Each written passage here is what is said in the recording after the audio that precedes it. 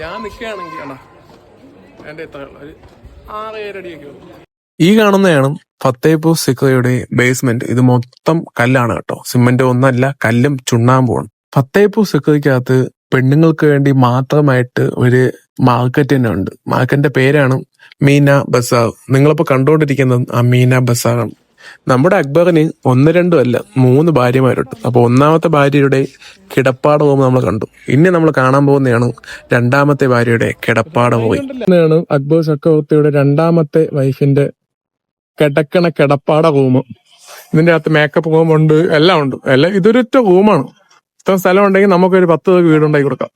ആ ഒരു സ്ഥലത്താണ് പുള്ളിക്കാരി കിടക്കാൻ വേണ്ടി മാത്രം ഒരു റൂം. അടുത്ത് നമുക്ക് ഫത്തേപൂർ സിക്രിക്കകത്തുള്ള ജോധാപൂർ മന്ദിർ. അതിന്റെ അകത്തും ഒരു മന്ദിർ ഉണ്ട്. നമുക്കിനി അത് പോയി കാണാം.